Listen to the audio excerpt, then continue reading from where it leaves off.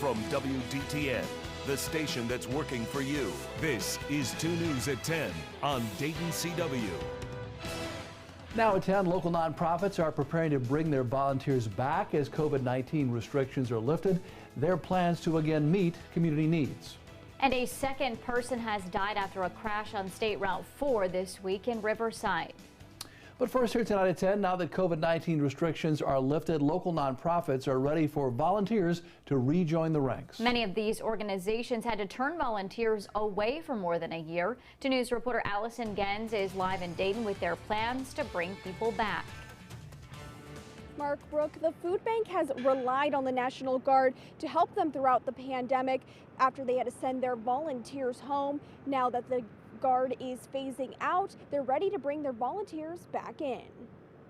Truly, we are a volunteer-driven organization. We can't do our mission without having volunteers here. The food bank brought back volunteers for their urban garden and food distributions. Now they plan to start volunteering in their warehouse July 1st. The food bank distributed nearly 18 million pounds of food in 2020. This year, they predict to distribute 19 to 20 million pounds. Volunteer manager Dan Wood says with the food need increasing in the Miami Valley, the need for volunteers is also growing. I think a lot of people just feel more comfortable now getting back to volunteering, so it's starting to ramp up, and we're starting to fill a lot of those slots, which is fantastic because obviously we have a ever-increasing need. United Rehabilitation Services in Dayton has kept some of their volunteers on throughout the pandemic, but the volunteers have missed out on interacting with the adults and kids URS serves. One of the things that we find most important in terms of really helping them to appreciate the mission and the critical nature of the services we provide is to actually have them get engaged with those individuals. URS Executive Director Dennis Grant says it'll likely be in the fall when that volunteering returns. But this summer, they're in need of help for events like their Rubber Duck Regatta. It won't be very long, thanks to so many people being vaccinated, that we're going to be able to get volunteers back into the building. Before the pandemic, the food bank had more than 5,000 volunteers. And to find out more about how you can help out these organizations, find this story on our website, WDTN.com. Live in Dayton, Allison Gens, 2 News, working for you.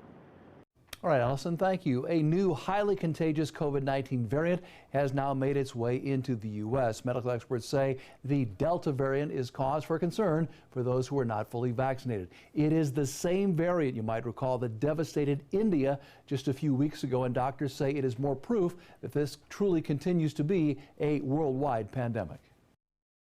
We have a lot of people living and working and close together, and a lot of sickness at around the same time. So when that happens, there are going to be more mutations and more variants that are formed.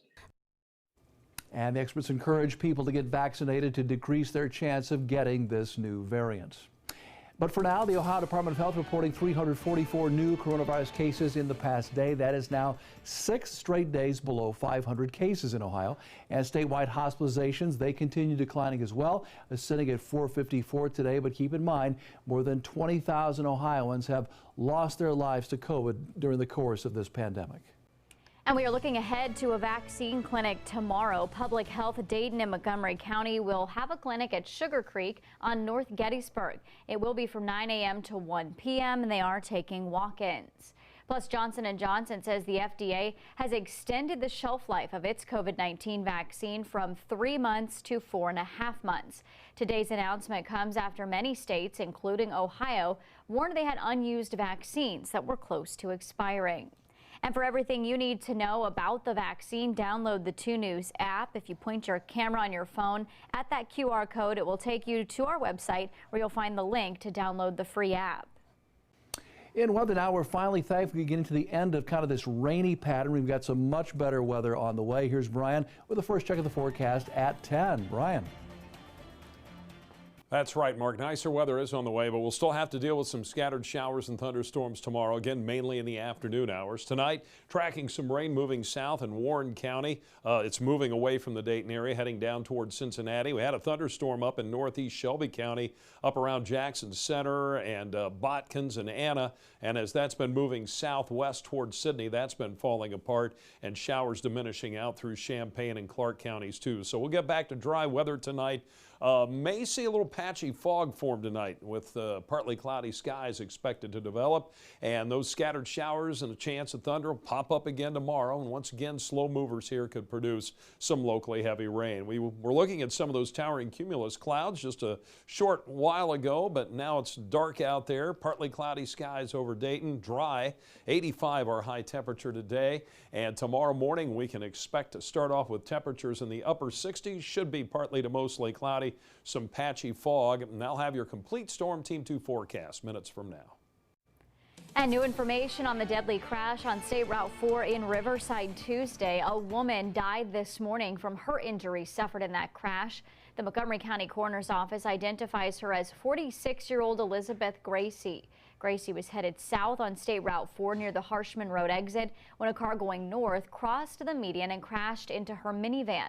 That driver was 40-year-old Timothy Hall. He was thrown from his car and died at the scene. One other person is still in critical condition. In Ohio headlines, a slight uptick in the number of unemployment claims last week. The Department of Job and Family Services reporting a little more than 16,000 initial claims in the past week. That's about 2,200 more than the previous week. Ohioans also filed 198,000 continuing claims. That is 23,000 fewer than the week before. And about $11.8 billion in unemployment benefits has now been paid out to Ohioans during the course of this pandemic. And the number of Americans applying for new unemployment benefits has gone down overall for a 6th week in a row. Those claims dipping to 376,000. That's down 9,000 from the week before. The Labor Department attributes that decline to reopening businesses and the increasing vaccination rates. And they say the number of available jobs rose to 9 million in the month of April, and the layoffs fell to 1.4 million. From WDTN, the station that's working for you. This is 2 News at 10 on Dayton CW. Now at 10, heavy rain and high winds tonight as tornado sirens go off across the Miami Valley. We're tracking the damage left behind. And now flooding is an issue. We're bringing you team coverage tonight with live reports from Mercer and Montgomery counties. First here at 10, severe weather warnings popping up across the Miami Valley for the last 7 hours, and those storms are moving out of the Miami Valley right now. We want to go right to Storm Team 2. Chief Meteorologist Brian Davis for a look at what's happening. Brian? All right, thanks, Brooke. Well, the good news is all the heavy rain has pushed southeast of our area, more down towards Cincinnati now. We still have flash flood warnings in effect until 12:30 for the southwestern and southern parts of Montgomery County down into northern Warren County. Also down into Warren County, out into Greene County and northern Montgomery County, a flash flood warning until 12:30 in the morning. We've seen Doppler estimates of 2 to 4, maybe even as much as 5 inches of rain in some of these locations. And because of that, we have that runoff, and you certainly don't want to be driving through any kind of high water out there tonight on the area roadways. There are the strong storms with the severe thunderstorm warnings now down into northern Kentucky and southern Ohio. And at least for the time being, we're getting a break in the rain, but we're going to keep the severe weather risk at low. There still could be some thunderstorms, maybe some strong wind and some more flooding rains in the area again late tonight and into tomorrow. And I'll have details of what to expect coming up in that complete Storm Team 2 forecast. All right, thank you, Brian. AES Ohio, formerly DP&L, is also reporting thousands of power outages across our area tonight. We're giving you a live look right now at the outage map. Earlier, it was Mercer County dealing with the majority of the outages, but right now, Montgomery County, there are 7,248 outages reported there. About 3,000 outages reported in Miami County, so crews are out there tonight working to restore power for those thousands of people that are in the dark. We're also bringing team coverage of these storms. We want to start in Mercer County after a tornado caused the most significant damage there late this afternoon. 2 News reporter Allison Gent is live tonight with an update.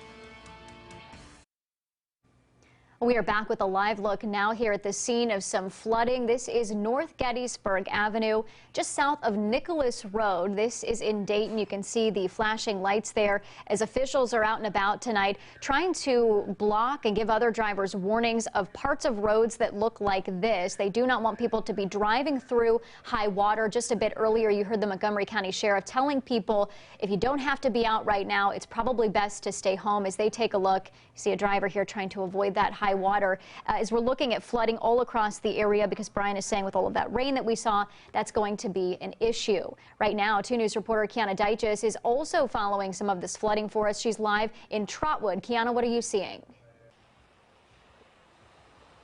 Brooke, so thankfully the worst of that storm has already passed us in this area. I'm just going to take a step away and let Alex turn so you guys can look at what we're seeing right now. This is in Trotwood. It's at the intersection of Fairgrove Way and Olive Road. And as you can see, the cars are going very slow through that water. I'm told that a lot of cars are actually having to be rescued through this area. And we're seeing quite a few cars actually turn around and on this actual intersection because it is flooded from one end to the other. Again, you can just see how high the water is in this area. I can also tell you that it's been a pretty scary experience for Alex and I as well. At about 8:45 tonight, we actually had to shelter in place as a tornado moved through the West Carrollton area. So we are safe now in Trotwood. And again, you can just take a look at how high these waters are at the intersection of Fairgrove Way and Olive Road. Again, it seems that the worst of the storm in this area has already moved through.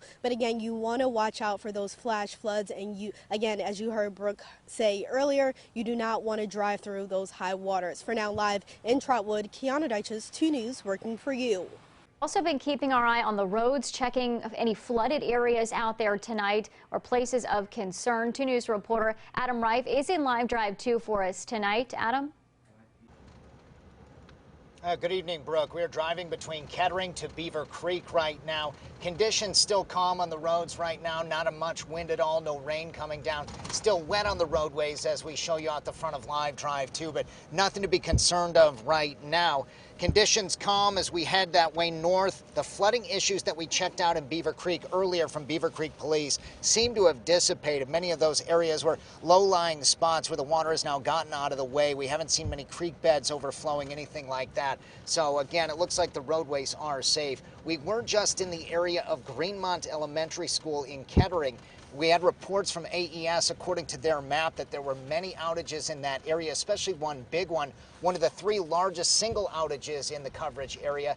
2,700 people in one neighborhood, but good news there, those lights are slowly being turned back on. That number is down to 1,700 in that one neighborhood. As we see every time we have power outages, there are a lot of isolated incidents where 1 or 2 customers at a time have power outages. That will take some time for AES to get to those and get those lights back on. But again, things are slowly improving. We had, I think, a max of about 17,000 customers in the entire coverage area without power. Those numbers slowly coming down right now, 16,420 people. So as we work our way towards Kettering, we don't see a lot of outages from the main roads, though there are some isolated pockets within those neighborhoods where those outages are still persisting. Again, little damage to report so far, but we're working our way to Beaver Creek, and we'll update you as soon as we learn more information about any damage, whether that's trees that are down, power lines that are down, or any car accidents to report. So far, nothing to report, so that is the good news. In Live Drive 2, Adam Reif, 2 News, working for you. All right, thank you, Adam. We're also keeping our eye on power outages tonight as AES Ohio, formerly DP&L, has crews out there working to restore power to thousands of people. This is a live look at the outage map right now. The majority of the outages in the Miami Valley are now in Montgomery County, but it is improving. 6,454 outages there. That number was up past 7,000 a little earlier tonight. 3,025 outages in Miami County, but they've made a lot of progress in Mercer, now down to 172. So again, if you are in the dark tonight, crews are out there working. We'll keep you posted on the progress. Also, many places in the Miami Valley saw hail tonight, and they've sent us some of their pictures here. These are from our viewers. Some areas seeing hail as small as a quarter. Others saw golf ball-sized hail out there tonight. And remember, you can always send us pictures of damage or weather conditions in your area while staying safe. Use the Report It feature on WDTN.com. You can quickly fill that out and attach your photos. It will send us directly to us there on our website. And you can always get severe weather alerts sent directly to your phone. Now, more important than ever to have this app on your phone when we have tornado warnings and severe thunderstorms. You can track live Doppler 2 HD, hour-by-hour forecast. Scan the QR code there on your screen with the camera on your phone. It will take